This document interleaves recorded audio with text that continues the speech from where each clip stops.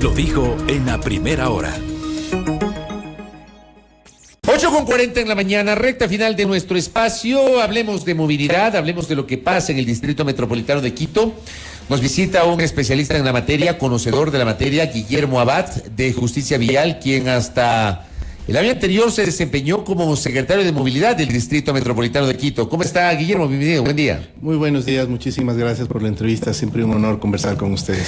¿Por qué es tan complejo, le pregunto, regularizar el transporte considerado irregular o informal en la capital? ¿Cuánto se ha avanzado en ese proceso? Por ejemplo, en el tema de los taxis, Guillermo. Bueno, mire, en realidad cuando existe en el país o en cualquier ciudad del país un proceso o un servicio de transporte público o comercial que no está regularizado, es decir, que nació al margen de la norma, tiende a crecer demasiadamente rápido, ¿no? Empiezas con 2,000 carros, 2,000 taxis o 2,000 vehículos particulares y a los pocos años ya son 10,000. ¿Por qué? Porque es una fuente de trabajo que al no estar regularizada tampoco está controlada. Consecuentemente, este enano, como suelo decir, crece muy rápido. Entonces, ante estas situaciones, lo que amerita hacer y de manera inmediata y que se ha hecho en varias ocasiones es generar una norma que los empiece a regular.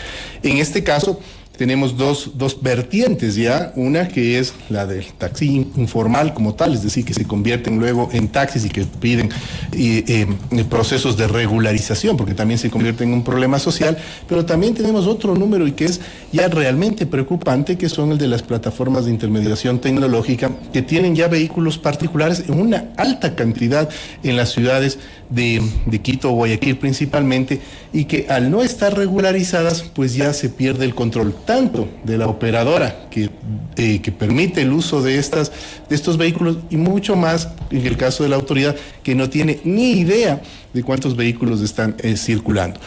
Y este crecimiento descontrolado a lo que conlleva es primero a que el servicio se deteriore. Usted recordará que estas plataformas hace unos 9, 10 años atrás, usted se subía a este vehículo y por poco le entregaban un café, ¿verdad? Le daban un agua, le daban un caramelo, el vehículo estaba en perfecto estado. Así empezaron. Tenía aire acondicionado. Ahora resulta que le llega un vehículo que no es el que usted pidió, en muy malas condiciones, un conductor que no es el que está registrado y termina pues inclusive ya cobrándole otras tarifas mucho más altas de las que se estaban estableciendo. ¿Pero eso es un problema de la plataforma con la cual trabajan estos conductores o es un problema de qué? Es un problema de falta de regulación. Correcto. En el año 2017, Justicia Vial presentó un paquete de reformas a la Ley Orgánica de Transporte Terrestre, Tránsito y Seguridad Vial, que fue hace justamente un poquito más de un año aprobada, y entre esos paquetes estaba la regularización de las plataformas de intermediación tecnológica, pero que tenga una igualdad de condiciones. No estábamos diciendo prohibir el servicio, sino simplemente regularicémoslo bajo ciertas condiciones. ¿Cuáles son esas condiciones? Primero, que sean plataformas de protocolos abiertos e interoperables. ¿Esto qué quiere decir? Estas plataformas, al tener una gran cantidad de información de cómo se mueve la gente, les sirve mucho a los entes de control, tanto nacional como local, para poder planificar la ciudad. Primero. Segundo, algo importantísimo, estén conectados a la plataforma del servicio de rentas internas. Hay un dato que es para sorprenderse, dado por una de estas propias plataformas de intermediación, que en 5 años hicieron 80 millones de viajes y tuvieron ingresos por $200 millones. ¿Sabe cuánto quedó en el país por impuestos? 0, ni medio centavo. Sin embargo, sí le quedó a la ciudad congestión y sí le quedó a la ciudad contaminación. Y miren, aquí hay otro dato importante dado por un informe del Departamento de Tránsito de Estados Unidos. En las principales ciudades de Estados Unidos se ha incrementado en un 70% la contaminación y en un 114% la congestión. ¿Por qué? Porque muchas personas compran un vehículo y empiezan a dar este servicio de transporte. Esto es lo que hay que regularizar y es importantísimo que ya dada la ley empiece la Agencia Nacional de Tránsito a través del Ejecutivo, o el Ejecutivo a través de la Agencia Nacional de Tránsito, mejor dicho, que se formule el reglamento y a su vez, los gobiernos autónomos centralizados puedan crear las ordenanzas respectivas. Hacia eso quería ir. A propósito de este conjunto de propuestas en las reformas a la Ley de Tránsito sobre regularización de plataformas digitales, esto finalmente fue acogido, pero en la práctica no se termina de implementar.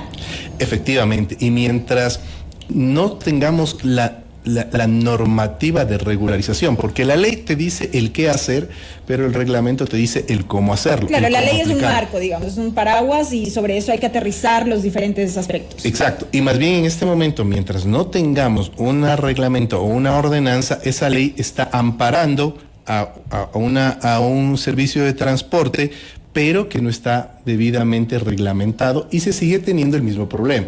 Entonces, seguimos teniendo alta contaminación, alta congestión, una gran cantidad de vehículos que están trabajando bajo el amparo de la ley, pero sin ningún tipo de condición. ¿Qué quiere decir esto? Para poner un ejemplo que sea más entendible. Puede ser un vehículo de hace 30 años atrás como un vehículo 0 kilómetros, ¿no? Y de último año. Entonces, creo que esto es importante que se lo empiece a regularizar. Ahora bien, en esto, el servicio de transporte en taxis también tienen que tomar en consideración que es una gran oportunidad para ellos, para ya no solo estarse quejando de que hay que prohibir a las plataformas, sino que ellos ya tienen ahora la capacidad de poder tener su propia plataforma en condiciones tecnológicas similares y que puedan competir con servicio, porque al final del camino esto se mide también con servicio. Estamos hablando de los taxis amarillos. También de los taxis amarillos. De los taxis regulares, digámoslo así. Exactamente. Porque, digamos, a lo largo de estos últimos años, los taxistas, registrados en cooperativas fundamentalmente y en las federaciones que los agrupan, sistemáticamente han protestado por la presencia de lo que ellos denominan el taxismo informal, que termina rompiéndoles el mercado, han dicho. Sí, pero hay que hacer varios análisis. Se distorsiona el mercado con taxi informal, que viene de dos vertientes. Una, de la que habíamos mencionado, vehículos que se decidieron hacer taxi, no pertenecen a plataformas de intermediación y operan de manera ilegal. Normalmente esos taxis terminan siendo regularizados porque al no tener un control adecuado, este proceso se convierte en un problema social. Ya la gente vive de eso y pues ustedes saben, ya en Quito hemos tenido 2 procesos de regularización que además han terminado con ciertos escándalos también. Por el otro lado tienes inyectas otro número de vehículos particulares de color que son pertenecientes a las plataformas de intermediación tecnológica, que también están distorsionando el mercado, y estos me parece que con mayor incidencia que los otros, porque no tenemos ni un solo indicio de cómo controlarlos. No sabemos cuántos existen porque todo está haciendo de manera digital, y a esta plataforma, al no estar conectada con ninguna plataforma de control, pues en este momento no sabemos el número de vehículos que hay, pero lo que sí estamos teniendo como resultado es alta congestión, alta contaminación. Ahora bien, ¿qué es lo que ha pasado con el servicio de transporte en taxis? El problema del servicio de transporte en taxis radica de que su modelo de gestión es caduco. Es decir, ellos todavía están esperanzados en la persona que sale a la calle, levanta la mano para coger el taxi. Ese modelo ya no funciona en el mundo. El modelo actual que funciona en el mundo del transporte comercial es que uno, por el teléfono, llame a un taxi, porque le da garantías, le da seguridad, le da control, puede compartir la ruta, puede sentirse monitoreado, ¿no? En tanto y en cuanto el conductor que usted pidió sea el que llegue, porque ahí en cambio estamos perdiendo el control con las plataformas que están trabajando actualmente, que se intercambian el celular o le dan la clave para que se baje la aplicación o preste el servicio, pero ya no es el conductor que usted pidió.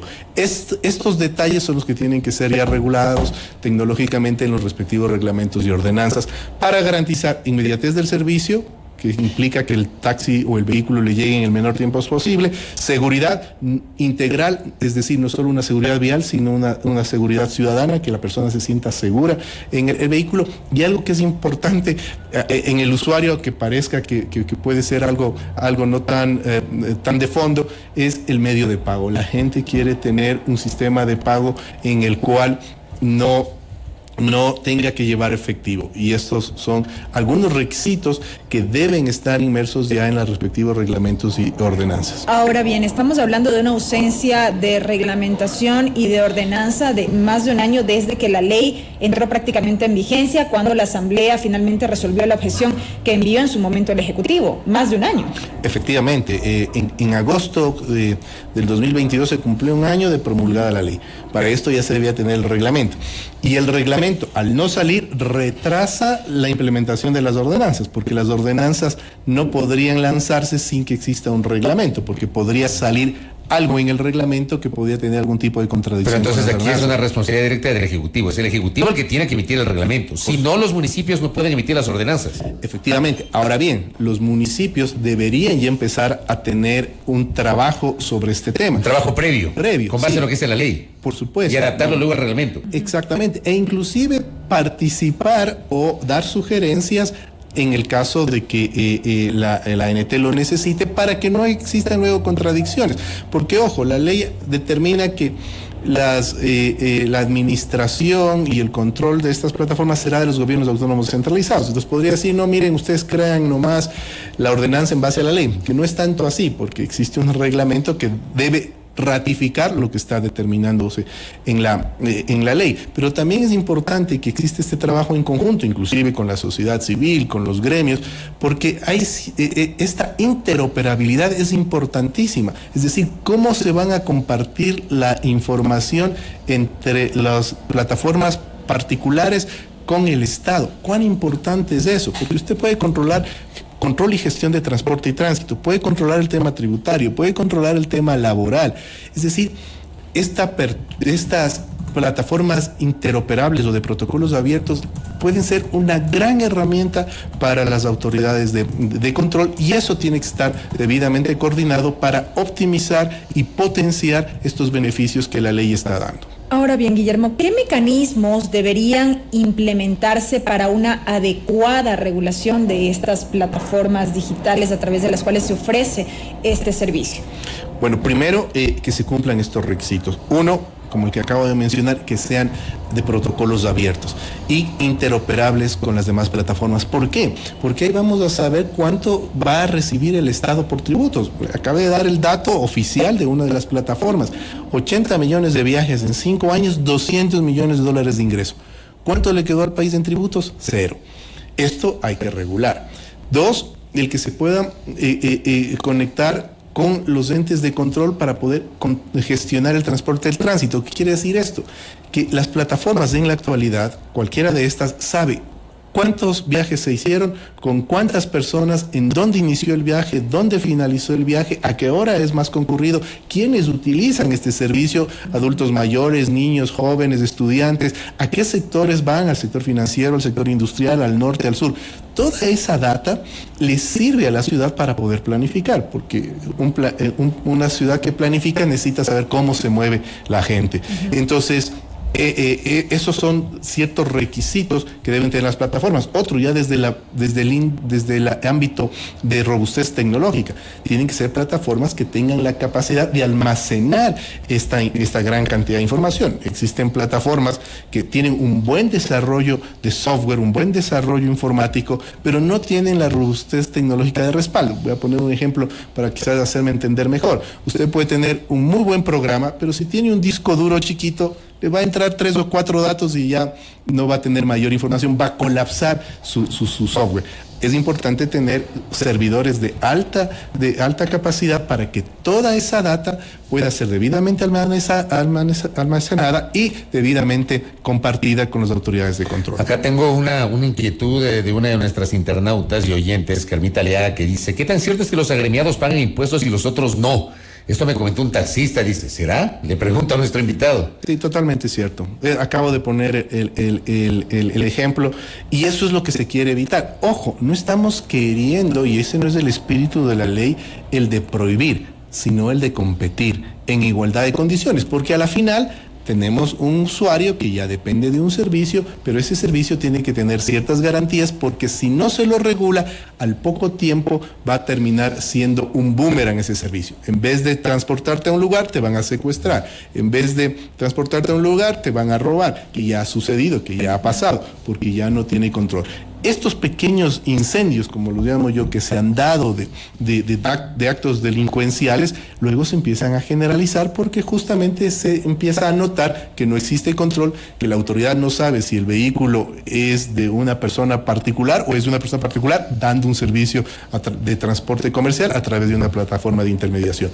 Por eso es importante, y hacemos un llamado a las autoridades, que esos reglamentos empiecen a trabajarse ya, porque caso contrario, este servicio que empezó bien se va a distorsionar tanto que luego se va a convertir en un gran problema para la ciudad. Acá, por ejemplo, nos escriben desde Guayaquil, Juan Carlos Sánchez Barahona dice que dice, estamos actualizándonos, lo que nos destruye es lo informal. Dice que en Guayaquil tenemos una APP de taxis ya más de 5 años, dice. Nos comenta. Y añade, estas plataformas, por no estar reguladas, bajan los costos de carreras para llevarse la demanda, y eso ocasiona que los taxistas no hagamos lo regular para mantener la unidad, ya que cobran carreras a 20 centavos el kilómetro, cuando por ley es 40 centavos por kilómetro. Nos están quebrando. SOS, dice el amigo Sánchez. Mire, eso también es importante y está en la ley, y me estaba olvidando de comentarle, y gracias por comentar aquello. La ley también exige un taxímetro digital. Es decir, esa es parte de la regularización. No puedes tener en la actualidad ya un sistema en el cual es la plataforma la que te determina qué tarifa ponerte. Entonces, claro, en hora pico, conseguir un vehículo a través de plataforma, primero el tiempo de espera se duplica de 8 a 16 minutos. Y tienen ahora la costumbre de cancelarte la carrera. Y cuando llegan, la tarifa ya no es la que usualmente tú vas a pagar, sino es una tarifa dinámica. Y en el transcurso del camino debías pagar $4 y terminas pagando 8. ¿Por qué hay ese abuso en la tarifa? Porque no está regulado, ¿no? Mientras tanto, en las horas valle, te bajan la tarifa a la mitad de precio, y los taxistas no pueden tener gente porque se están yendo en un vehículo que tiene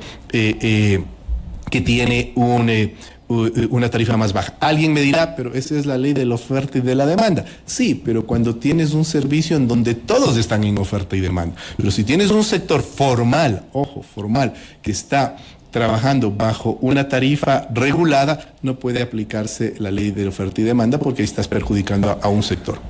Para ir cerrando este diálogo con Guillermo Abad. Teníamos una inquietud también adicional. Dice, dale. ¿Quién les capacita en plataformas a los taxistas formales? Buena pregunta. Eso le tendrá que hacer las propias plataformas que ellos decidan tener, porque eso tienen la libertad. Y ese es otro de los requisitos que también debe estar establecido en la reglamentación. Porque ¿qué sucede ahora con las plataformas?